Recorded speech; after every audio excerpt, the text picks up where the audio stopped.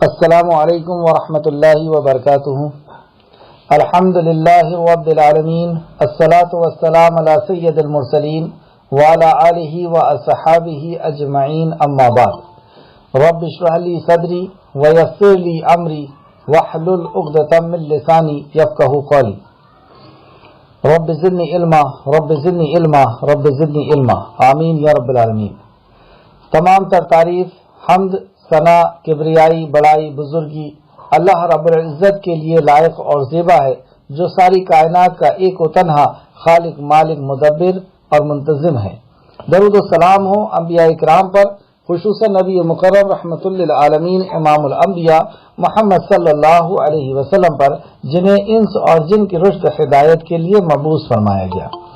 اس مختصر سے درود و سلام کے بعد معزز سامعین اکرام، آج انشاءاللہ تعالی سورہ ہجر کی آیت نمبر 16 سے کلاس رہے گی۔ اللہ رب العزت سے دعا ہے کہ اللہ رب العزت ہمیں قرآن مقدس کو صحیح معنوں میں سمجھنے، اس پہ غور و فکر کرنے، اس پہ تدبر کرنے، ایمان لانے اور عمل کرنے کی توفیق اور رفیق عطا فرمائے، آمین یا رب العالمین۔ اعوذ باللہ من الشیطان الرجیم۔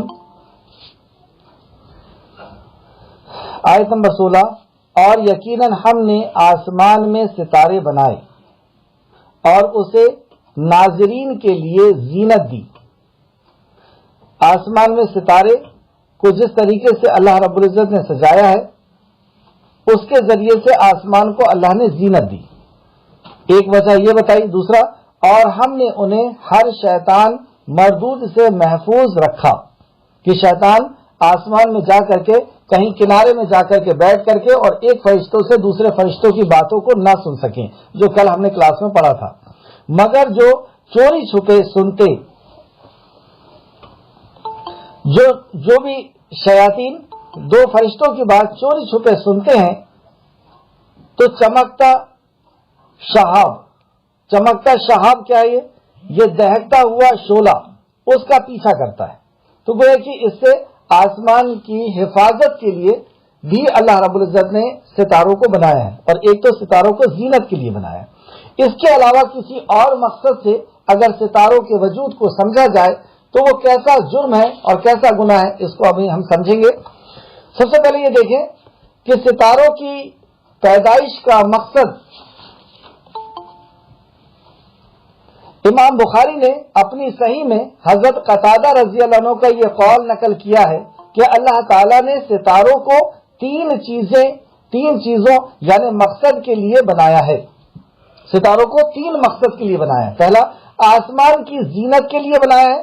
دوسرا، شیطان کو مارنے اور بھگانے کے لیے بنایا ہے۔ اور تیسرا، بر و بحر یعنی خشکی اور سمندری میں راہ معلوم کرنے کے لیے۔ یہ تین اس کے پیدائش کے مقصد ہیں۔ جو شخص ان کے علاوہ کچھ اور سمجھتا ہے، اس نے غلطی کی۔ مطلب ستاروں کی پیدائش کا مقصد کوئی اور سمجھتا ہے تو اس نے غلطی کی، اور ہر بھلائی سے اپنا حصہ برباد کر دیا۔ تو دین کی ہر بھلائی سے، کیونکہ اس نے اپنا عقیدہ غلط کر لیا، اور عقیدہ غلط کرنے کی وجہ سے اس نے اللہ رب العزت کے دین کی ہر بھلائی سے اپنے رشتے کو توڑ دیا، برباد کر لیا، اور اس نے ایسا امر کیا جس کا اسے کوئی علم نہیں تھا۔ بخاری باب فی النجوم صفحہ نمبر 614۔ اس سے ہمیں پتہ چلا کہ ستاروں کی پیدائش کا صرف تین مقصد ہے۔ اگر کوئی اس کے علاوہ ستاروں کی پیدائش کا مقصد سمجھے کہ وہ ہمیں ہمارا مستقبل بتائے گا، غیب کی باتوں کو بتائے گا، یا ہمارا بھوشیہ بتائے گا، بھوشوانی کرے گا، تو ایسا شخص مشرک بھی ہے اور وہ کفر کا ارتکاب کرنے والا ہے۔ اس کے تعلق سے چند احادیث نوٹ کریں۔ امام مسلم اور مسند احمد نے اس حدیث کو نقل کیا ہے۔ نبی کریم صلی اللہ علیہ وسلم نے فرمایا، جس شخص نے کسی کاہن یعنی بھوشیہ بتانے والا، اور نجومی یعنی ستارے کے ذریعے سے بھوشیہ بتانے والا کے پاس جا کر کچھ دریافت کیا، کچھ پوچھا، جیسے لوگ شادی کے پہلے جاتے ہیں اور پوچھتے ہیں کہ یہ لڑکا ٹھیک رہے گا نہیں، یا لڑکی ٹھیک رہے گی نہیں، یا سفر کرنے جاتے ہیں یا بزنس کرنا شروع کرتے ہیں تو کاہن کے پاس جا کر کے پوچھتے ہیں کہ یہ ہمارا معاملہ ٹھیک رہے گا یا نہیں رہے گا، یا جوتشی کے پاس جاتے ہیں یا فال نکلوانے والے کے پاس جاتے ہیں. تو اس قسم کے جو بھی لوگوں کے پاس جاتے ہیں یہ سب کاہن کہلاتے ہیں. تو جس شخص نے کسی کاہن و نجومی کے پاس جا کر کے، کاہن نجومی یہی سب چیزیں کے پاس جا کر کچھ دریافت کیا، کچھ پوچھا، یعنی اپنے مقدر کے بارے میں کچھ پوچھا، کسی چیز کے صحیح اور غلط ہونے کے بارے میں پوچھا جو غیب ہے، اور غیب کا جاننے والا صرف اور صرف اللہ ہے. اللہ فرماتا ہے قُلْ لَا يَعْلَمُ مَنْ فِي السَّمَاوَاتِ وَالْأَرْضِ الْغَيْبَ إِلَّا اللَّهُ، زمین اور آسمان کے درمیان جتنی بھی چیزیں ہیں وہ غیب نہیں جانتی سوائے اللہ کے. تو اب آپ سوچیں کہ جہاں پہ قرآن پر ایمان لانا اور کاہن کی بات کی تصدیق کرنا، یہ دونوں باتیں ایک دل میں جمع نہیں ہو سکتی. یا تو انسان اللہ کے کلام پر ہی ایمان لائے گا یا نجومی کی بات پر ہی ایمان لائے گا، دونوں چیزیں ایک ساتھ نہیں ہو سکتی. جب اللہ رب العزت نے فرما دیا کہ کوئی بھی کل کیا ہونے والا یہ نہیں جان سکتا ہے، تو پھر ہم اس نجومی کے پاس یا وہ عدد لکھتے ہیں، کچھ گنتیاں لکھتے ہیں اور اس کے ذریعے سے بتاتے ہیں، فال نکالتے ہیں اس کے ذریعے سے بتاتے ہیں، ستارے کو دیکھ کر کے بتاتے ہیں، یا ہاتھ کی ریکھاؤں کو دیکھ کر کے بتاتے ہیں، یا نام کا پہلا اکشر پوچھ کر کے پھر اس سے کچھ گڑت نکال کر کے پھر بتاتے ہیں، اور پیدائش کے دن کو، وقت کو اور تاریخ کو دیکھ کر کے پھر کچھ چیز نکالتے ہیں. یہ ساری چیزیں آپ ذہن میں رکھیں اور پھر اس حدیث کو سنیں.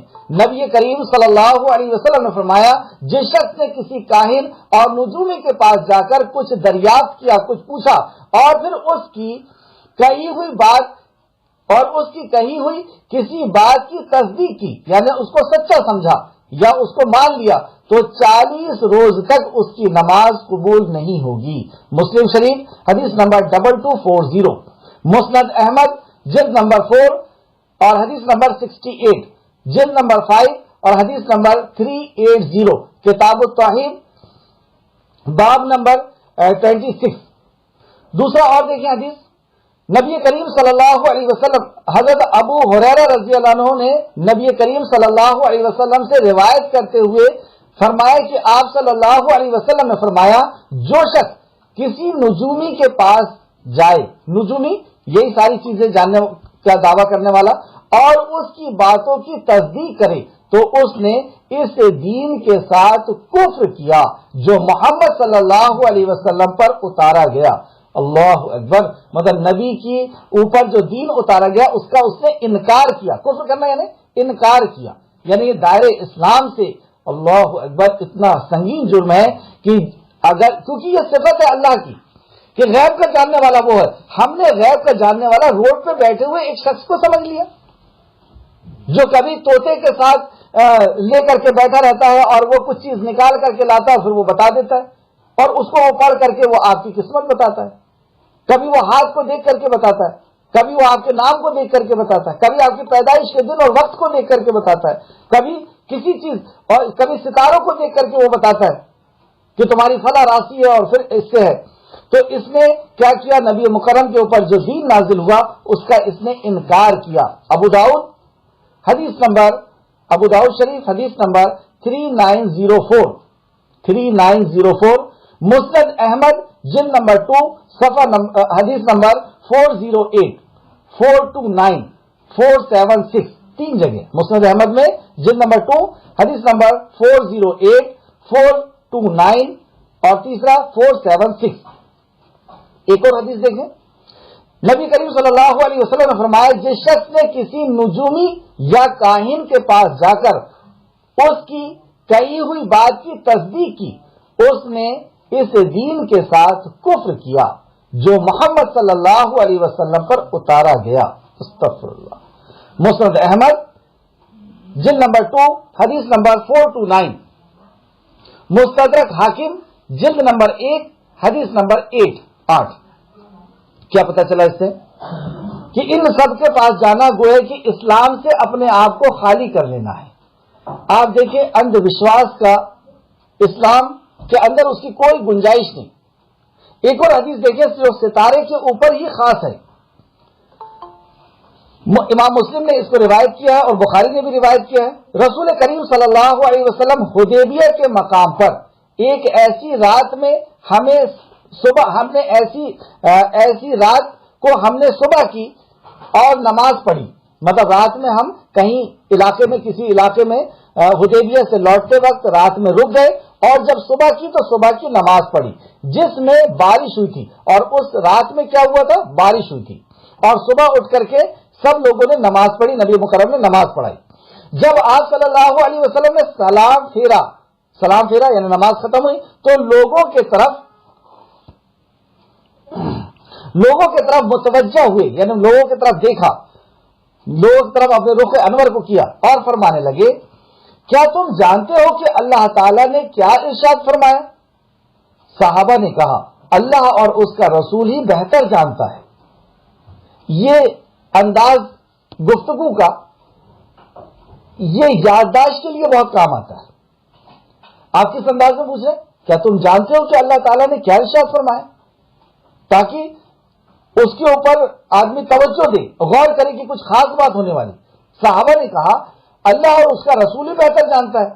آپ نے فرمایا اللہ تعالیٰ نے فرمایا ہے کہ میرے بندوں میں کچھ مومن ہوئے اور کچھ کافر ہو گئے، مطلب آج رات کچھ لوگ مومن ہوئے کچھ کافر ہو گئے۔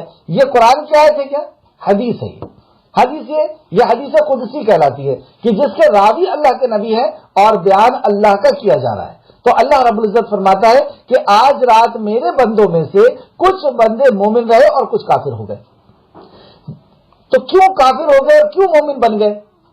جس نے کہا، پھر نبی صلی اللہ علیہ وسلم فرماتے ہیں جس نے کہا ہم پر اللہ تعالیٰ کے فضل اور اس کی رحمت سے بارش ہوئی ہے وہ مجھ پر ایمان لایا۔ جس نے کہا کہ اللہ کی وجہ سے، اللہ کے فضل سے بارش ہوئی ہے، اس نے مجھ پر ایمان لایا۔ اور جس نے کہا ہم پر یہ بارش فلا نچھتر یعنی ستاروں کے اثر سے ہوئی ہے وہ میرا منکر ہوا اور تاروں کی تاثیر پر ایمان لایا، مطلب اس نے اللہ کا انکار کر دیا اور تاروں کی تاثیر پر اس نے ایمان لے کر کے آیا۔ بخاری شریف حدیث نمبر 846، مسلم شریف حدیث نمبر 71۔ کیا پتہ چلا کہ جس نے تارے کی وجہ سے، اب کوئی یہ کہے کہ میرا رشتہ اس لیے خراب ہو گیا کیونکہ وہ میرے راسی میں نہیں مل رہا تھا، میری دکان اس لیے بیٹھ گئی، میرا سفر اس لیے خراب ہو گیا، میرے گاڑی کا اس لیے ایکسیڈنٹ ہو گیا کیونکہ میرا راسی نہیں ملی تھی یا میری ہاتھ کی ریکھا نہیں ملی تھی یا میں نے فال کھلوایا تھا اس میں غلط آیا تھا یا تاروں کی وجہ سے ایسا ہو گیا، تو اس نے اللہ کا انکار کر دیا اور ان چیزوں پر اس نے ایمان لے آیا۔ اتنا سنگین جرم ہے یہ۔ تو جو کچھ کرنے والی اور جو کچھ ہونے والی ذات ہے وہ صرف اور صرف اللہ رب العزت کی طرف سے ہونے والی چیز ہے۔ اللہ رب العزت ایسے کفر اور شرک سے ہم سب کو محفوظ رکھے اور پورا کی پورا کامل ایمان اللہ رب العزت کے اوپر لانے کی ہمیں توفیق اور رفیق عطا فرمائے، آمین یا رب العالمین۔ اللہ ہمیں ہر قسم کے شرک سے محفوظ رکھے۔ آگے دیکھتے ہیں، جو شرک ایسا گناہ ہے جو انسان کو تباہ اور برباد کر دینے والا گناہ ہے۔ شرک ایسا گناہ ہے جو ہمیشہ ہمیش کے لیے جہنم رسید کر دینے والا ہے اور جنت کو حرام کر دینے والا ہے۔ شرک ایسا گناہ ہے جو پچھلی نیکیوں کو ختم کر دینے والا گناہ ہے۔ شرک ایسا گناہ ہے جو اللہ سے اور اللہ کے بندے کے تعلق کو ختم کر دینے والا گناہ ہے، یعنی کفر، اسلام کے دائرے، اسلام سے باہر کر دینے والا گناہ ہے۔ اس شرک ایسا گناہ ہے جس کو اللہ نے کہا ظلم عظیم، یہ سب سے بڑا ظلم ہے۔ شرک ایسا گناہ ہے جس کے ارتکاب کرنے والا جو ہے کبھی بھی جنت کے اندر داخلہ اس کا نہیں ہو سکتا۔ اللہ رب العزت ایسے گناہوں سے ہم سب کو محفوظ رکھے اور پورا کی پورا کامل ایمان اور یقین اللہ رب العزت کی ذات کے اوپر کرنے والا بنا دے۔ ایسا نہیں کہ جانور سامنے سے نکل گیا اب میں نہیں نکل سکتا نہیں تو ایکسیڈنٹ ہو جائے گا، دودھ گر گیا وہ فلاں ایسا ہو گیا، یہ سب چیزیں فال نکالنا ہے، یہ سب تقدیر کا جاننا ہے اور تقدیر کوئی نہیں جان سکتا، وہ صرف اور صرف اللہ رب العزت کے اختیار کی بات ہے کہ کل ہمارے لیے وہ کیا فیصلہ فرمائے گا۔ اور تقدیر بدلنے والی اگر کوئی چیز ہے تو وہ دعا ہے، باقی ان کسی بھی چیزوں کے ذریعے سے اپنی تقدیر کا معلوم کرنا یہ سراسر گمراہی، شرک اور کفر ہے۔ اللہ ہم سب کو محفوظ رکھے۔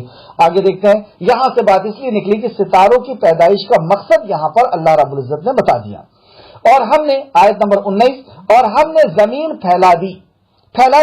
آپ دیکھیں گے کہ وہ گول نہیں ہے، زمین پھیلی ہوئی ہے نا، تو پھیلا دی اور اس میں پہاڑ گاڑ دیے. زمین ایسا لگتا ہے کہ چادر کی طرح بچھی ہوئی ہے، 3-4 فٹ کی زمین ہوتی ہے اور اس کے نیچے پھر پتھریلا علاقہ ہوا کرتا ہے اور کچھ الگ الگ چیزیں ہوا کرتی ہے. تو اللہ فرماتا ہے کہ ہم نے زمین کو بچھا دیا اور اس میں پہاڑ کو گاڑ دیا. گاڑنے کا مقصد بھی اللہ رب العزت نے بتایا کہ ہم نے اس کو بوجھل بنانے کے لیے یعنی بیلنس کو بنانے کے لیے اللہ رب العزت نے پہاڑ کو گاڑ دیا اور اس میں ہر چیز مناسب مقدار میں اگائی کہ گھاس کتنا اگنا چاہیے، پیڑ کتنے ہونا چاہیے اور دانے کتنے اگنا چاہیے، پھل کتنے ہونا چاہیے، سبزیاں کتنی ہونا چاہیے، یہ سب مناسب مقدار میں اللہ رب العزت نے اگائی ہے اپنی مخلوق کے لیے، انسان کے لیے، جانوروں کے لیے، کیڑے مکوڑوں کے لیے. یہ سب کا رزق اللہ رب العزت کے اختیار میں ہے کہ وہ کس طریقے سے ان کے کھانے پینے کا انتظام فرما رہا ہے. آیت نمبر 20 اور ہم نے تمہارے لیے زمین میں معاش یعنی روزی کے اسباب بنا دیے. روزی کے اسباب بھی آپ دیکھیں، روزی کے ذرائع، روزی کے فیلڈ، کئی فیلڈ ہیں کھانے کے لیے اور زندگی گزارنے کے لیے. تو یہ معاش کے اسباب جو اللہ رب العزت نے فیلڈ بنائی ہے یہ بہت ساری ہے اور ان کے لیے بھی جن کے رازق تم نہیں ہو، اور اس کو بھی اللہ رزق دیتا ہے جس کے رازق ہم نہیں، جس کو رزق ہم نہیں دیتے، جیسے سمندری جانوروں کو، جنگلوں کے جانوروں کو، کیڑے مکوڑوں کو. ان سب کو کون کھلاتا ہے، کون ان کی حفاظت کرتا ہے، کون ان کی ضرورت کو پوری کرتا ہے، کون جانتا ہے کہ کب ان کو کس چیز کی ضرورت ہوگی، اور ان ساری چیزوں کو مہیا کرنے والا اللہ رب العزت ہے. جب یہ ساری مخلوق ابھی تک جی رہی ہے اور صرف جی ہی نہیں رہی ہے، بہت اچھے انداز میں خوشی کے ساتھ اور انجوائے کرتے ہوئے اس دنیا کے اندر یہ ساری مخلوق جی رہی ہے. تو ان کی خوشی اور ان کی بہترین زندگی دیکھ کر کے سمجھ میں آتا ہے کہ ان کا کوئی حفاظت کرنے والا بھی ہے، ان کی ضرورتوں کو جاننے والا بھی ہے، ان کی ضرورتوں کو پوری کرنے والا بھی ہے اور ان کی ہر طریقے سے نگہبانی کرنے والا ہے. تو وہ ہے ہمارا رب. یہاں پر کچھ نشانیاں اللہ رب العزت بتا رہا ہے. ہمیں غور یہ کرنا ہے کہ ان نشانیوں کے بعد اللہ رب العزت اصل بات کیا بیان کرنے والا ہے. جیسے آپ نے دیکھا کہ پہلے اللہ نے ستاروں کے جرمٹ کے بارے میں بتایا کہ اس کی کس طریقے سے خوبصورتی ہوتی ہے، کس طریقے سے اس کو سجایا گیا ہے، کیسے اس کے کلر ہوتے ہیں وغیرہ وغیرہ. اور پھر اس کے بعد ستاروں کی پیدائش کا مقصد بتایا کہ وہ کس طریقے سے شیطانوں کے مارنے کے بھگانے کا رستہ ہے. اور ہم نے زمین کو پھیلا دیا، زمین کے پھیلاوٹ کے بارے میں بتایا اور اس کے اندر سے اگنے والی الگ الگ قسم کی چیزیں اور صحیح مقدار میں پیدا ہونے والی چیزوں کے تعلق سے بتایا. اور ہم نے تمہارے لیے زمین میں معاش یا اسباب بنایا، یعنی سمندر کے ذریعے سے بھی ہمیں رزق ملتا ہے اور کھیت کے ذریعے سے بھی ملتا ہے، پھلوں کے ذریعے سے بھی ملتا ہے، پہاڑوں کے ذریعے سے بھی ملتا ہے، جانوروں کے ذریعے سے بھی ملتا ہے. تو ایسے کئی ذرائع سے ہمیں اللہ رب العزت رزق مہیا کرتا ہے. اور اللہ صرف تمہیں نہیں، جن کے رازق تم نہیں ہو، یعنی سمندر کے اندر رہنے والے، جنگل کے اندر کیڑے مکوڑ، ان سب کا رازق بھی اللہ ہے. تو اللہ رب العزت اب اپنی قدرتوں کا بیان کر رہا ہے کہ اللہ کی قدرت کس طریقے سے دنیا کے اندر کار فرمائے. اور آخر میں جب یہ رکوع ختم ہوگی تب اصل بات کی جائے گی، اور وہ ہے کہ مرنے کے بعد آخرت پر یقین لانے کے تعلق سے اللہ رب العزت اتنی نشانیوں کو اپنی بیان کر رہا ہے. اس سے ہمیں یہ حکمت پتہ چلی کہ جب ہم کسی کو آخرت پر یقین کے بارے میں بتائیں تو اسی آیت کو کوٹ نہ کریں. اس کے پہلے جو اللہ رب العزت نے بیان کیا ہے اصل میں وہ سپورٹ بنے گا اس پر، اس بات پر ایمان لانے کا، آخرت پر یقین لانے کے لیے یہ ساری باتیں جو مخلوق کے تعلق سے اللہ رب العزت نے بیان کی ہے وہ سپورٹ بنے گی. جیسے آپ دیکھتے ہیں کہ کہیں آپ کو شرک کی کوئی آیت ملی تو آپ اگر صرف ایک آیت کو کوٹ کریں گے وہ اثر نہیں ہوگا. اس کے آس پاس کی جو آیتیں ہیں اس کے پہلے جو اللہ رب العزت نے بیان فرمایا ہے، یعنی وہاں ہو سکتا ہے جنت اور جہنم کا بیان کیا ہو، یا اپنی مخلوق میں سے کسی مخلوق کا بیان کیا ہو، یا اللہ نے اپنی قدرت میں اللہ کے احسانوں میں سے کسی احسان کا ذکر کیا ہو، اس سے دل نرم ہوتا ہے، پھر وہ اصل بات اپیل کرتی ہے. اس لیے کسی ایک آیت کو بیان نہ کر کے، اور ہمیں چاہیے کہ جب ہم کسی اپنے ہم وطن بھائی کو سمجھا رہے ہیں تو پوری ایک رکوع بیان کریں. اس سے وہ جو اصل بات یہاں پہ جو ہمیں سمجھ میں آتا ہے اس رکوع کے اندر جو مین پوائنٹ کی بات ہے جو عقیدے کی بات ہے وہ آخرت پر یقین دلانا ہے، لیکن اس آخرت پر یقین دلانے کے پہلے اللہ رب العزت نے اپنی قدرت کے کئی نظارے کرائے۔ آگے دیکھتے ہیں اللہ کیا فرماتا ہے، آیت نمبر 21، اور ہر چیز کے خزانے ہمارے پاس ہی ہیں۔ بے شک کیسے کیسے خزانے ہیں اللہ رب العزت کے پاس؟ جب سے دنیا بنی ہے تب سے اللہ رب العزت اپنی مخلوق پر خرچ کر رہا ہے۔ کیا کوئی چیز ختم ہوئی؟ کیا کوئی چیز کم ہوئی؟ ہم اپنے آپ کے اندر دیکھیں کہ جتنے انسان ہیں سب کے آواز الگ الگ ہے، ساؤنڈ الگ الگ ہے۔ ساؤنڈ کا کتنا بڑا خزانہ ہوگا اس کے پاس؟ فنگر پرنٹ سب کے الگ الگ ہیں۔ اس 1.5 انچ کے اندر کتنا بڑا خزانہ ہے اللہ کا کہ کبھی کسی کے ریکھائیں فنگر پرنٹس نہیں مل رہی۔ چہرے کا کتنا بڑا خزانہ ہے کہ اس دنیا کے اندر کسی کا چہرہ کسی کا جسم ایک دوسرے سے ملنے کو تیار نہیں۔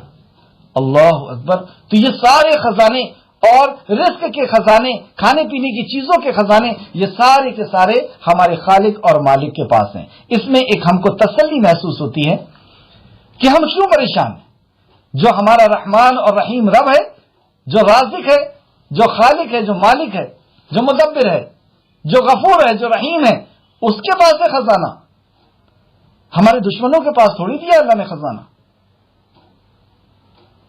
ہمارے دشمنوں کے پاس نہیں دیا، اللہ نے اپنے پاس رکھا ہے جو رحمان ہے۔ اور رحمان علی العرش استوى، اور رحمان علی العرش استوى، اور ہر چیز کے خزانے ہمارے پاس ہی ہیں۔ اس کے آگے فرماتا ہے اور ہم ہر چیز معلوم مقدار میں ہی اتارتے ہیں۔ سبحان اللہ، ہر چیز معلوم مقدار میں اتارتے ہیں، الٹ ٹپ کام نہیں چل رہا۔ مدبر ہے وہ، تدبیر کرنے والا، پلان کرنے والا۔ کتنی چیز کی ضرورت پڑے گی، کتنی مخلوق ہے، ان کا پیٹ کتنا ہے، کتنے میں بھر جائے گا، اللہ اکبر، یہ سب جاننے کے بعد اور پھر اس کے بعد ہمارا خالق اس کو نازل کرتا ہے، اور ہم ہر چیز معلوم مقدار میں ہی اتارتے ہیں، نہ کم نہ کبھی زیادہ۔ اور ہم نے بوجھل ہوائیں بھیجی۔ اب یہ بوجھل ہوائیں کیا ہے؟ اس کی تفسیر ہم دیکھتے ہیں، تفسیر ابن کثیر جلد نمبر 3 صفحہ نمبر 506۔ عبید بن عمیر لیسی کہتے ہیں کہ اللہ تعالی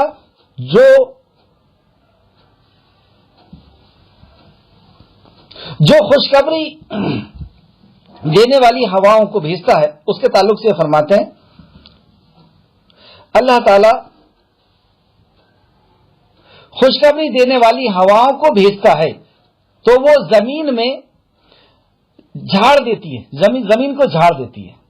کیا پتہ چلا کہ پانی آنے کے پہلے آپ دیکھتے ہیں بہت تیز ہوا چلتی ہے دھول کے ساتھ، کیونکہ اس سے دھول بھی ہوتی ہے، تو اس سے کیا ہوتا ہے زمین جھڑ جاتی ہے، یعنی جنگل کا جو علاقہ ہے وہ اس سے پتے جو ہے وہ ایک طرف سمٹ جاتے ہیں، اور تاکہ بارش کا پانی سیدھے زمین پر چلا جائے، اس سے نقصان، وہ پانی کا نقصان نہ ہو، وہ سیدھے زمین پہ چلا جائے۔ اگر پتے رہیں گے تو پتے کے اوپر ہی وہ رہ کر کے، اور کہیں پانی پڑے گا کہیں نہیں پڑے گا۔ تو یہ ہوا 2 کام کرتی ہے، ایک تو ہمیں خوشخبری دیتی ہے کہ اب بارش ہونے والی ہے، اور وہ خوشخبری بہت بڑی ہوتی ہے، کیونکہ انسان، جانور، ہر کوئی تب جاتا ہے، دھوپ کی وجہ سے پریشان ہو جاتا ہے، اور سب انتظار کرتے ہیں کہ اب بارش کب آئے گی، اور خاص طور پر جو کسان حضرات ہوتے ہیں وہ تو بہت بے صبری سے انتظار کرتے ہیں کہ اب بارش کب آ جائے گی کہ ہمارے مردہ کھیت جو ہیں وہ پھر سے زندہ ہو جائے، پھر سے ان کے اندر پودے اور جان آ جائے۔ تو ہوا آتی ہے، ان کے لیے بہت بڑی خوشی ہوتی ہے، اور دوسرا وہ ہواؤں سے پتوں کو صاف کر دیا جاتا ہے، زمین کو صاف کر دیا جاتا ہے، اور بارش ہوتی ہے۔ پھر اللہ تعالی، یہ ایک ہوا کا کام۔ دوسری ہوا، پھر اللہ تعالی ابھارنے والی ہواؤں کو بھیجتا ہے جو بادلوں کو ابھارتی ہے۔ پھر دوسری ہوا چلتی ہے جو بادلوں کو ابھارتی ہے، یعنی پھر بادل دکھنے لگتے ہیں۔ پہلی ہوا سے صرف ہوا آئی تھی، بادل نہیں دکھ رہے تھے۔ پھر دوسری ہوا، بوجھل ہوا، یہ دوسری قسم کی ہوا ہے جو بادلوں کو لے کر کے آ رہی ہے۔ اور پھر تیسری ہوا، پھر اللہ تعالی جمع کرنے والی ہواؤں کو بھیجتا ہے جو بادلوں کو جمع کرتی ہے۔ پھر یہ تیسری ہوا ہے جو الگ الگ اینگل سے آ رہی ہے، الگ الگ دشاؤں سے آ رہی ہے اور بادل کو ایک جگہ میں اکٹھا کر رہی ہے. سبحان اللہ، یہ کاریگری کیا اپنے آپ ہو رہی ہے؟ کیسی تدبیر ہے اس کی.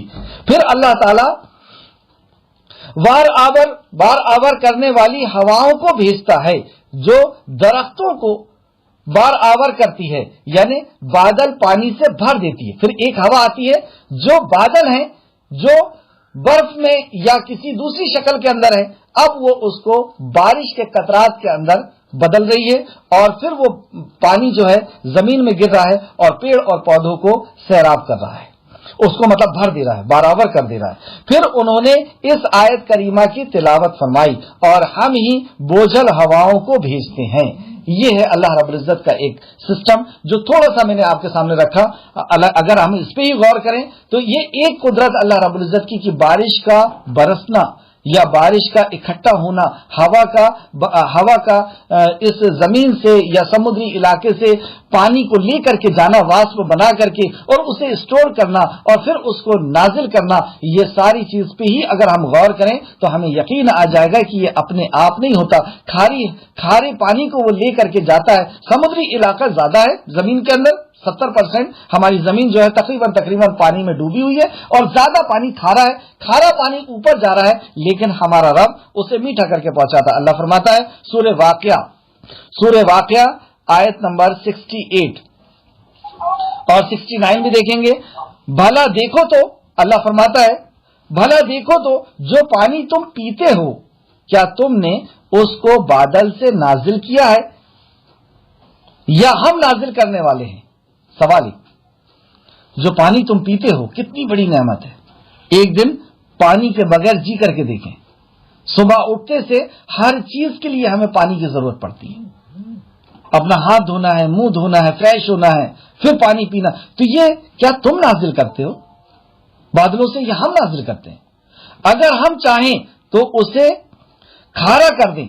اگر اللہ چاہے تو بارش کو کھارا کر دے، اس پانی کو کھارا کر دے. پھر تم شکر کیوں نہیں کرتے؟ آپ خود غور کریں کہ اللہ ہی نے تو میٹھا پانی بھی بنایا، کھارا پانی بھی بنایا اور کھارا پانی زیادہ بنایا. اللہ فرماتا ہے کہ اگر ہم پورا کی پورا پانی کھارا کر دے تو کیا کر لیں گے ہم اللہ کا؟ کیا بگاڑ لیں گے نعوذ باللہ. اور دوسری جگہ فرماتا ہے سورہ نحل آیت نمبر 10 کے اندر، وہی تو ہے جس نے تمہارے لیے آسمان سے پانی برسایا جسے تم پیتے ہو اور اس سے درخت کو بھی تم دیتے ہو اور اس سے جن میں تم اپنے جانوروں کو چراتے ہو. اور اس پانی سے جانور بھی پیتے ہیں اور جانوروں کو سے اگنے والی چیز اور جانور بھی اس کو سیراب کرتے ہیں. آیت نمبر 22 کی طرف پھر سے واپس آئیں. اور ہم نے بوجھل ہوائیں بھیجی. اب یہ بوجھل ہوائیں کیوں آئی تھی؟ پانی کے لیے. پھر آسمان سے پانی نازل کیا، پھر وہ تمہیں پلایا. یہاں تک بات تھی. اب دوسری بات، اور اس پانی کا ذخیرہ کرنے والے تم نہیں ہو، اس پانی کو اسٹور کرنے والے تم نہیں ہو. سبحان اللہ. کس انداز میں اللہ رب العزت نے پانی کو اسٹور کیا. سب سے پہلے آپ دیکھیں کہ ایسا کچھ علاقوں کا اللہ رب العزت نے ٹیمپریچر ایسا بنا دیا کہ وہاں پر وہ پانی برف کی شکل میں اکٹھا ہو جاتا ہے، اسٹور ہو جاتا ہے.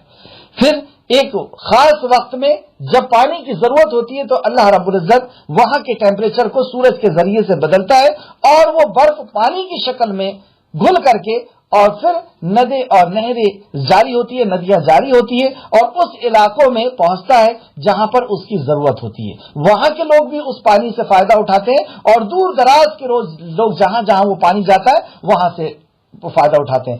دوسرا اسٹور کرنے کا طریقہ اللہ کا تالاب بنایا. آپ دیکھیں زمین میں اگر پانی پھینکیں گے تو وہ زمین اس کو سوکھ لے گی، لیکن وہیں پر کچھ تالاب کی زمینیں ایسی ہوا کرتی ہیں جو پانی کو سوکھتی نہیں ہیں، وہ پانی کو اسٹور کر کے رکھتی ہیں. ایسے ڈیم وغیرہ ہیں. اور پھر اس کے بعد تو یہ تالاب جو بنے ہوئے ہیں، ڈیم بنے ہوئے ہیں، یہ اللہ رب العزت نے ایسی جگہ ان کی بنائی ہے، ایسی زمین بنائی ہے، ایسے پتھر بنائے جو پانی کو نیچے نہیں جانے دیتا تاکہ وہ ہمارے اور ہمارے جانوروں کے پینے کے کام آئے اور کھیتی وغیرہ کے کرنے کے کام آئے. کچھ پانی کو اللہ رب العزت اسٹور کرتا ہے جیسے کچھ پانی کو برف کی شکل میں اسٹور کیا، کچھ کو تالاب اور ڈیم اور کنویں وغیرہ کی شکل میں اسٹور کیا. کنویں بھی دیکھیں، کچھ پانی کو اللہ رب العزت نے زمین کے کچھ نیچے علاقے میں نیچے لے جا کر کے، کچھ گہرائی میں لے جا کر کے اور وہاں پر اسٹور کر دیا.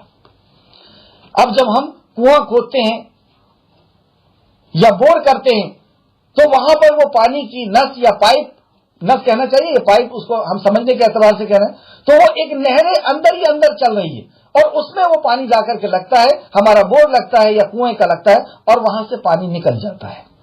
اگر اس کی گہرائی اللہ نیچے کر دیتا اور تو 100-200 فٹ ہے، اور اگر 500-600 فٹ نیچے کر دیتا تو ہمیں وہ پانی بھی نہیں ملتا. تو اللہ نے ایک خاص مقدار میں، یعنی خاص گہرائی میں، زمین کی خاص گہرائی میں لے جا کر کے اس پانی کو اسٹور کر دیا. یہ تیسرا طریقہ تھا. اس کو وہاں پہ جمع کیا اور چشموں کے ذریعے سے، کہ کہیں کہیں پانی کا چشمہ ابل پڑتا ہے، جھرنے سے پانی گرنے لگتا ہے، تو جھرنا، چشمہ، اس طریقے سے کئی انداز میں اللہ رب العزت نے پانی کو اسٹور کیا. اور یہ کرنے کی طاقت تمہاری نہیں.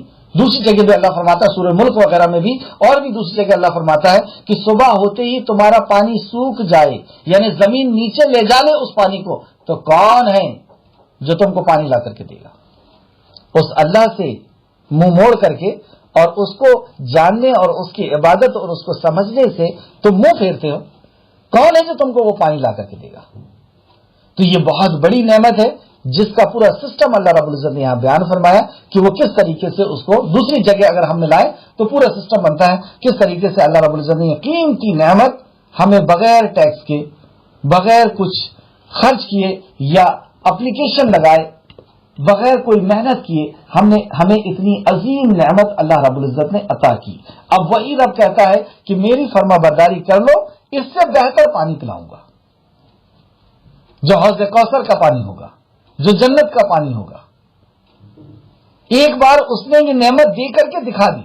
اب وہی رب کہہ رہا ہے کہ اگر تم اس جنت کے لائق بن جاؤ گے تو تمہیں اس سے بھی بڑی چیز دی جائے گی. اللہ رب العزت اس بات پر ہم سب کا یقین مضبوط کر دے. آمین رب العالمین. آگے دیکھتے ہیں. اور بلا شبہ ہم ہی زندگی اور موت دیتے ہیں. اب آگے اصل بات کہ ہم ہی زندگی اور موت دیتے ہیں، اور بے شک ہم ہی سب کے وارث ہیں. اصل میں وارث اللہ رب العزت ہے. زندگی اور موت کا دینے والا کوئی اور زندگی اور موت نہیں دے سکتا. موت کے تعلق سے بھی آپ دیکھ سکتے ہیں کہ کئی بیماریاں ایسی ہوتی ہیں جس کو لوگ یوں سمجھتے ہیں کہ اس سے موت ہو جائے گی، لیکن موت نہیں ہوتی. کینسر کے کئی مریض کینسر سے لڑ رہے ہیں، موت نہیں آ رہی. ہارٹ اٹیک 6-6 7-7 اٹیک آ جا رہے ہیں لیکن پھر بھی زندہ ہے. شوگر کتنے سالوں سے 5-5 6-6 سالوں سے 500 کے اوپر چل رہی لیکن پھر بھی انسان زندہ ہے. تو زندگی اور موت کوئی بیماری نہیں دیتی. موت جو ہے کوئی بیماری نہیں دیتی، کوئی حادثہ نہیں دیتا، کوئی تکلیف نہیں دیتی. موت اللہ رب العزت جب چاہے گا جب آئے گی، ورنہ ایک ٹھوکر لگتی ہے اور آدمی سویا کی سویا رہ جاتا ہے، سو گیا سویا چلا گیا. تو زندگی کا دینے والا بھی صرف اور صرف اللہ ہے، اور موت کا دینے والا بھی صرف اور صرف اللہ ہے. کوئی طاقت، کوئی دشمن ہمیں موت نہیں دے سکتا. اور بے شک ہم ہی سب کے وارث ہیں، یعنی ہر کی چیز کے، ہر اس کو چلانے والے وارث جو ہے وہ اللہ رب العزت ہے. اور یقیناً ہمیں ان کا علم ہے جو تم میں سے پہلے گزر چکی، مطلب جو پہلے لوگ گزر چکے ہیں انہوں نے کیا کیا تھا اور کتنے لوگ کیا تھے، ان سب کا علم جو ہے وہ صرف اللہ رب العزت کو. اور یقیناً ہمیں ان کا علم ہے جو تم سے پہلے گزر چکی، اور ان کا بھی علم ہے جو پیچھے رہنے والے ہیں، یعنی جو اب آنے والے ہیں دنیا کے اندر، ان کا بھی علم اللہ رب العزت کو ہے. اور جو پہلے جا چکے ہیں کوئی چیز ایسا نہیں کہ اللہ کے ریکارڈ سے باہر ہو جائے، اللہ بھول جائے کسی چیز کو، اللہ کو نہ معلوم ہے، ایسا کچھ بھی نہیں. اور اس چیز کا اندازہ ہم مخلوق کو دیکھ کر کے لگا سکتے ہیں کہ بے شمار اللہ کی مخلوق ہے، لیکن ہر مخلوق کی ضرورتوں کو اللہ پوری کر رہا ہے. یعنی اللہ رب العزت کی نظر میں ہے، اللہ رب العزت جان رہا ہے، ان کی ضرورتوں کو سن رہا ہے، ان کی ضرورتوں کو دیکھ رہا ہے اور دے رہا ہے. تو اللہ رب العزت سے کوئی بھی چیز اوجھل نہیں. جو پہلے گزر چکے ان سب کو زندہ کرنے میں اور ان سب کا حساب و کتاب کرنے میں اللہ قادر ہے، اور اب جو پیدا ہونے والے ہیں ان کو بھی اور ان کا بھی حساب کتاب کرنے میں اللہ رب العزت پوری طرح قادر ہے۔ آیت نمبر 25، اور اے نبی کریم صلی اللہ علیہ وسلم، بے شک آپ کا رب ہی انہیں اکٹھا کرے گا، بے شک وہی علیم، بے شک وہی حکیم اور علیم ہے۔ یہاں پہ اللہ کی دو صفت آئی، انہ حکیم علیم۔ اصل پوائنٹ جو تھا وہ یہی ہے، آیت نمبر 25، اتنی سارے نعمتیں اور اللہ رب العزت کی قدرت، اللہ رب العزت کے انعامات کا اللہ نے ذکر کیا اور بتایا کہ دیکھو یہ کچھ نہیں تھا، ہم نے اسے وجود میں لایا۔ اب اللہ رب العزت جو اصل یقین ہمیں دلانا چاہتا ہے ان آیت مبارکہ کے ذریعے سے، وہ ہے آخرت پر یقین۔ اور اے نبی کریم صلی اللہ علیہ وسلم، بے شک آپ کا رب ہی انہیں اکٹھا کرے گا، یعنی مرنے کے بعد انہیں زندہ کرے گا، جو پہلے جا چکے ہیں اور جو بعد میں آنے والے ہیں اور جو ابھی ہیں، ان سب کو ہمارا خالق اور مالک پھر سے اکٹھا کرے گا، پھر سے جمع کرے گا میدان محشر میں، حشر میں، جہاں پر ان کا حساب و کتاب ہوگا، جہاں پر انصاف کیا جائے گا۔ ابھی انصاف نہیں ہو سکتا، اس دنیا کے اندر انصاف نہیں ہو سکتا، تو انصاف کے لیے ایک دن بنایا اللہ رب العزت نے، اور وہاں پہ اکٹھا کرنا یہ اللہ کا وعدہ ہے۔ اور جس نے اس کا انکار کیا تو نبی کریم صلی اللہ علیہ وسلم فرماتے ہیں کہ اللہ فرماتا ہے کہ اس نے مجھے جھوٹا کہا، جس نے یہ سمجھا یا یہ کہا کہ مرنے کے بعد ہم کیسے زندہ ہوں گے، ہم زندہ ہوں گے، یہ بات ہمارے دور کی بات ہے، یہ ہمارے سمجھ کی باہر کی بات ہے کہ ہماری ہڈیاں بوسیدہ ہو جائیں گی، ہمارا جسم سڑ گل کر کے ختم ہو جائے گا، مٹی بن جائے گا، اور اس کے بعد پیدائش، یہ تو بہت دور کی بات ہے، یہ تو سمجھ میں آنے والی بات نہیں ہے۔ تو گویا کہ اس نے اللہ رب العزت کو جھوٹا کہا۔ جب اللہ کہہ رہا ہے کہ میں پیدا کروں گا، اس کا وعدہ ہے، اس کا حکم ہے، تو اللہ رب العزت ہر چیز کو کرنے پہ قادر ہے، بغیر پہلے ہمیں، ہمارے وجود کے بغیر اللہ نے ہمیں وجود دیا، اب تو ہمارا سب کچھ ہے، اب دوبارہ پیدا کرنا ہمارے خالق اور مالک کے لیے کوئی مشکل نہیں۔ نبی کریم صلی اللہ علیہ وسلم فرماتے، اور اس پہ ہم غور کریں، بار بار غور کریں، کیونکہ مرنے کے بعد کی زندگی کا یقین یہ اسلام کا انقلابی موضوع ہے۔ جس دل کو یہ یقین ہو جائے کہ اسے مرنا ہے، اور پھر یہ یقین ہو جائے کہ مرنے کے بعد اسے اٹھنا ہے، اپنے خالق کے سامنے حاضر ہونا ہے، اسے کسی وصیت کی اور کسی نصیحت کی ضرورت ہے۔ اس کی زندگی جب اس کو یقین ہو جائے گا کہ مجھے چھوڑنا ہے، تو پھر وہ اللہ کے راستے میں ابھی چھوڑنے کے لیے تیار ہو جائے گا۔ ابھی ہم کیوں نہیں چھوڑ پا رہے اللہ کے راستے میں اپنے وقت کو، اپنے مال کو، اپنی جان کو، اپنی عزت کو کیوں نہیں چھوڑ پا رہے ہم؟ کیونکہ ہمیں یقین نہیں ہے کہ ہمیں مرنا ہے، اس لیے دنیا کو چھوڑنا ہے۔ جب یہ یقین ہو جائے گا کہ ہمیں واقعی اس دنیا کو چھوڑنا ہے، تو پھر اس دنیا کی نعمتوں کو اللہ کے راستے میں چھوڑنا ہمارے لیے آسان ہو جائے گا۔ جب ہم وقت پتہ چل جائے گا کہ اس وقت کو ہمیں چھوڑنا ہے، یہ دنیا کا وقت ہمارے سے ختم ہو جائے گا، ہم اس دنیا کو چھوڑنے والے ہیں، تو وقت اللہ رب العزت کے راستے میں چھوڑنا آسان ہو جائے گا۔ دنیا کی نعمتیں، جو دولتیں ہم نے کمائی ہے، اس کو ہمارے لیے چھوڑنا آسان ہو جائے گا۔ تو یہ بہت اہم چیز ہے، اس کو سمجھانے کے لیے اللہ نے کئی مثالیں بیان فرمائی۔ کہیں کہتا ہے کہ تم بنجر زمین کو نہیں دیکھتے، سوکھی زمین، مردہ کھیتوں کو نہیں دیکھتے، پھر ایک بارش کا جھلا آتا ہے، ایک بارش کا پانی آتا ہے، اور پھر وہ مردہ زمین زندہ ہو جاتی ہے، مردہ بیج، اس کے اندر اللہ رب العزت زندگی دیتا ہے، اور وہ زمین کے سینے کو چیرتا ہوا باہر آتا ہے۔ اسی طریقے سے تمہیں آنا ہوگا، سورہ قاف کے اندر اللہ نے فرمایا اسی طریقے سے آنا ہوگا۔ اور قوم سمود نے اور عاد نے اور قوم والوں نے جھٹلایا تھا، تو انہوں نے دیکھ لیا کہ جھٹلانے کا انجام کیا ہوا۔ تو یہ بہت اصل موضوع ہے، اور یہ ہمارا عقیدے سے تعلق رکھتا ہے، مرنے کے بعد کی زندگی پر یقین۔ اللہ رب العزت ہم سب کو یہ یقین پیدا کروا دے اور اس کی قدرت سے کے ذریعے سے۔ اور اے نبی کریم صلی اللہ علیہ وسلم، بے شک آپ کا رب ہی انہیں اکٹھا کرے گا، بے شک وہ حکیم و علیم ہے، وہ حکمت والا بھی ہے کہ کب اس کا وقت آنا ہے، کیا اس کی حکمت ہے، اور علیم بھی ہے، وہ علم والا بھی ہے، کہاں کس کے ذرات پڑے ہوئے ہیں، اور ان ذرات کو اکٹھا کرنا ہے، ان کणों کو اکٹھا کرنا ہے اور پھر سے انسان کو پیدا کرنا ہے، اللہ رب العزت ساری چیز کا علم رکھنے والا ہے۔ اس کے لوح محفوظ میں ایک ایک کण، ایک ایک اڑو اور پرمانو جو ہے ریکارڈڈ ہیں، ساری چیزیں اس کے پاس لکھی ہوئی ہیں۔ آیت نمبر 26، اور یقیناً ہم نے انسان کو سڑے ہوئے گارے کی کھنکھناتی ہوئی مٹی سے پیدا کیا، سلسال سے پیدا کیا۔ مٹی، ایسی سوکھی مٹی جو آواز کرتی ہے، اور پھر اس کے بعد آپ نے دیکھا ہوگا گاؤں وغیرہ میں جو لوگ لپائی اور پتائی کرتے ہیں مٹی سے، یا کمہار وغیرہ جو گملے اور گھڑے بناتے ہیں، تو وہ ایسی مٹی کا انتخاب کرتے ہیں جو اگر آپس میں آپ اس کو ملائیں تو وہ آواز کرے گی، اور پھر اس کو ایک جگہ میں رکھ کر کے اور پانی اس کے اوپر ڈال کر کے چھوڑ دیا جاتا ہے، پھر وہ سلسال ہو جاتی ہے، پھر وہ نرم ہو جاتی ہے، وہ لذدار ہو جاتی ہے، پھر اس کو ایک سانچے میں ڈھال کر کے اور پھر اس کو ایک نیا شیپ دیا جاتا ہے۔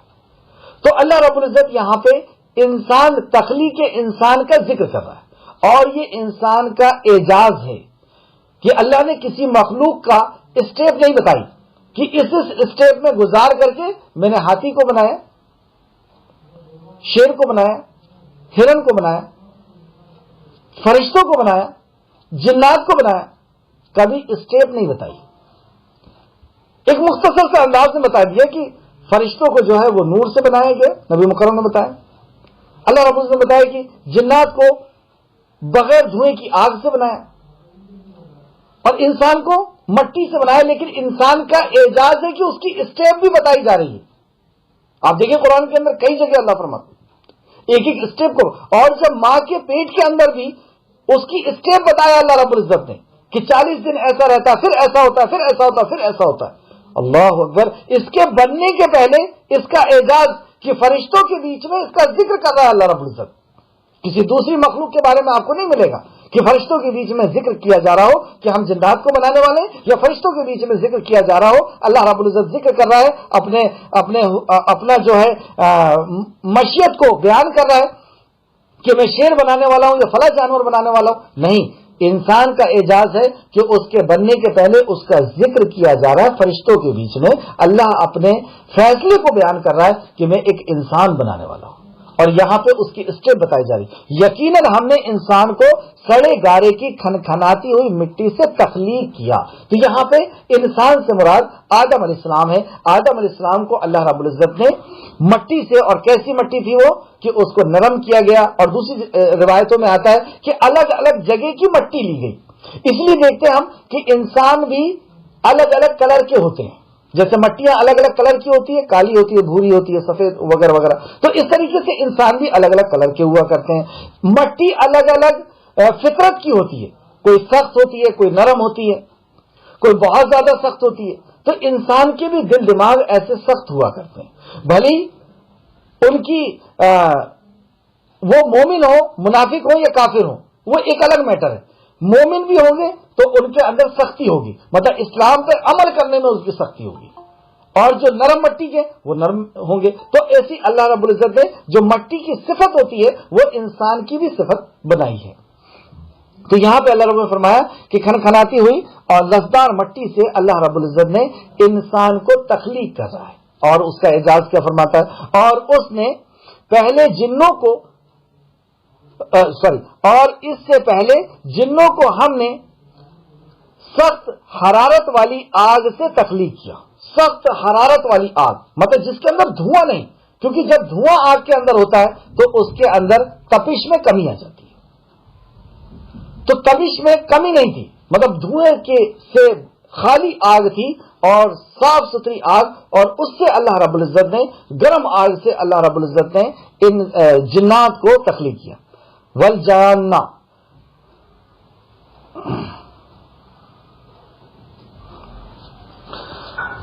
تو یہاں پر آدم علیہ السلام کی تخلیق اور جنات کی تخلیق کے بارے میں اللہ رب العزت نے ذکر کیا۔ آیت نمبر 28، اور جب آپ کے رب نے فرشتوں سے کہا چلیے دیکھیے یہاں پر آدم علیہ السلام بنا دیے گئے، اور بنانے کے بعد اللہ رب العزت نے جنت میں یا جس جگہ میں اللہ نے بنایا تھا وہاں پہ 40 سال تک اس پتلے کو بنا کر کے چھوڑ دیا آدم علیہ السلام کے۔ جنات کیونکہ وہاں پہلے سے رہتا تھا ابلیس، اور وہ آدم علیہ السلام کے اس پتلے کو دیکھتا تھا، اور یہ بھی روایت میں آتا ہے کہ کبھی کان سے داخل ہوتا تھا، ناک سے نکلتا تھا، منہ سے داخل ہوتا تھا، مطلب وہ سمجھ نہیں پا رہا تھا کہ یہ کیا چیز ہے، کیوں بنائی گئی۔ اور اللہ رب العزت کا ہر معاملہ اللہ رب العزت کے اپنے مشیت کے اور اپنے فیصلے کے مطابق ہوتا ہے۔ اللہ کے ہاں ہم لوگ بہت جلد باز پیدا کیے گئے، لیکن آپ دیکھیں آدم علیہ السلام کے پتلے کو بنا کر کے اللہ رب العزت نے 40 سال تک کے لیے چھوڑ دیا، اور پھر جب حکم دیا تو روح آنا شروع ہوئی سر کے طرف سے۔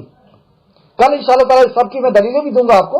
سر کی طرف سے روح آنا شروع ہوئی، اور جیسی نیچے تک آئی اور ناک تک پہنچی، یعنی دماغ میں روح آ چکی تھی، آنکھ میں روح آ چکی تھی، آنکھ دیکھنا شروع کر دی، اب ناک تک جب آئی تو ناک سے چھینک آئی۔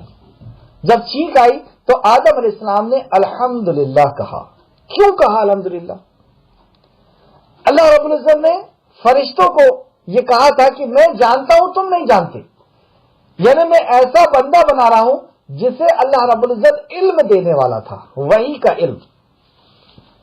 کل اس کی تفسیر ہوگی انشاءاللہ تعالی۔ تو اس علم میں یہ بات تھی کہ جب الحمد چھینک آتی ہے تو چھینک میں کیا ہوتا ہے، کچھ سیکنڈ کے لیے ہمارا دماغ کام کرنا بند کر دیتا ہے، اور جب واپس ہمارا دماغ حاضر ہوتا ہے تو ہمیں کیا کرنا چاہیے؟ اس وقت ہمیں کہنا چاہیے الحمدللہ، اے اللہ تیرا شکر ہے تو نے مجھے واپس کیا۔ یعنی چھینک ایک ریفریش ہوتا ہے، جیسے کمپیوٹر کے اندر آپ ریفریش بٹن دباتے اور کمپیوٹر ریفریش ہو جاتا ہے، اس طریقے سے چھینک کام کرتی ہے۔ لیکن اس کے پہلے چند سیکنڈ کے لیے ہمارا پورا جسم دماغ جو ہے وہ کام کرنا بند کرتا ہے۔ تو جب کام کرنا شروع کر دیا تو ہمیں کیا کہنا چاہیے؟ الحمدللہ، اے اللہ تیرا شکر ہے تو نے اسے موت کے بعد یا اسے ختم کرنے کے بعد پھر سے زندہ کیا۔ پھر جسم سے روح نیچے اترتے چلی گئی، اور آدم علیہ السلام اپنے آپ کو دیکھ رہے ہیں، اور نیچے اترتے اترتے پیر تک جب پہنچی تو آدم علیہ السلام کھڑے ہونے کی کوشش کیے۔ اللہ نے کہا کہ انسان جلد باز پیدا کیا گیا۔ انسان بھی کہا اور کہیں آدم بھی کہا ہے اللہ نے۔ انسان یعنی نسیان سے بنا ہوا، اور نسیان کا مطلب ہوتا ہے بھولنے والا، تو اللہ رب العزت نے انسان کو بھولنے والا بھی بنایا ہے۔ اور یہ بہت بڑی نعمت ہے اللہ کی کہ اللہ نے ہمیں بھولنے والا بنایا ہے۔ اگر ہم بھولنے والے نہیں ہوتے تو جو بڑے بڑے حادثے ہماری زندگی کے اندر گزرے ہیں، جیسے والد کا انتقال ہو گیا، گھر میں کوئی بڑا حادثہ ہو گیا، دکان خراب ہو گئی، مٹ گئی، یا ایسے کوئی بڑے حادثے ہوتے ہیں جس وقت ہم بہت زیادہ ڈپریشن کے شکار ہو جاتے ہیں، لیکن اللہ رب العزت نے یہ ایک بہت بڑی قدرت انسان کے اندر رکھی ہے کہ اسے بھولنے والا بنایا ہے۔ کچھ دیر کے بعد، کچھ دنوں کے بعد وہ بڑے بڑے حادثوں کو بھی بھول جاتا ہے اور زندگی جینے لگتا ہے۔ تو یہاں پہ اللہ نے انسان یعنی نسیان سے بنایا، اور نسیان کا مطلب بھولنے والا، تو انسان بنایا۔ اور دوسری جگہ اللہ نے آدم کہا ہے۔ یہ دو لفظوں سے انسان کو خطاب کیا گیا ہے، آدم ذات کو خطاب کیا گیا ہے، اور اس کے تخلیق کے تعلق سے آیت نمبر 26 اور 27 ہم نے پڑھے۔ آگے بتایا جائے گا کہ آدم علیہ السلام جب بن گئے اور اللہ رب العزت نے حکم دیا فرشتوں کو اور جنات کو کہ فرشتوں کو اور جنات کو کہ تم سب کے سم سجدہ کرنا، یعنی یہ سجدہ سلامی تھا یا سجدہ تعظیمی تھا، عبادت نہیں تھا۔ عبادت کیسے ہو سکتا ہے؟ تو تعظیمی سجدہ یعنی اللہ کا حکم تھا، اللہ کا آرڈر تھا۔ کچھ لوگوں نے اطاعت کی اور کچھ نے اطاعت نہیں کی، یعنی سارے کے سارے فرشتوں نے اطاعت کی۔ کیوں اطاعت کر لی؟ اور سارے کے اور جنات نے، جو خاص ابلیس ہے، اس نے اطاعت نہیں کی۔ کیا وجہ تھی؟ کیا اس کے اندر بدگمانی آ گئی تھی؟ اور وہ بدگمانی کی وجہ کیا تھی؟ اور وہ بدگمانی سے پھر اس کے اندر تکبر پیدا ہوا، اور تکبر کے بعد اس کے اندر حسد پیدا ہوئی، اور حسد نے اس کو کیا بنا دیا؟ انشاءاللہ تعالی یہ سارے واقعات ہم کل دیکھیں گے۔ اور آدم علیہ السلام سے بھی غلطی ہوئی، لیکن آدم علیہ السلام نے توبہ کی اور اللہ رب العزت کے ہاں سرخرو ہوئے اور ایک بہترین نبی بنائے گئے۔ نبی تھے ہی پہلے سے، تو اللہ رب العزت کے یہ سارے واقعات کو انشاءاللہ تعالی تخلیق آدم کو ہم کل پڑھیں گے۔ اللہ رب العزت سے دعا ہے کہ اللہ رب العزت جو بھی ہم نے پڑھا ہے اس میں ہمیں مزید غور و فکر کرنے، تدبر کرنے اور علم اور اس پر ایمان لانے، عمل کرنے کی توفیق اور رفیق عطا فرمائے۔ جب تک ہمیں زندہ رکھ ایمان اور اخلاص کے ساتھ عمل صالح کرنے کی توفیق اور رفیق عطا فرما۔ جب ہمارا خاتمہ ہو تو ایمان کے ساتھ ہمارا اے خالق، اے مالک، اے مدبر، ہمارا خاتمہ ایمان کے ساتھ فرما اور ہمیں روحوں کے ساتھ، ان نیک روحوں کے ساتھ عالم ارواح میں ان نیک روحوں کے ساتھ ملا دے جو تیرے مقرب بندے ہیں۔ آمین یا رب العالمین۔ السلام علیکم ورحمۃ اللہ وبرکاتہ۔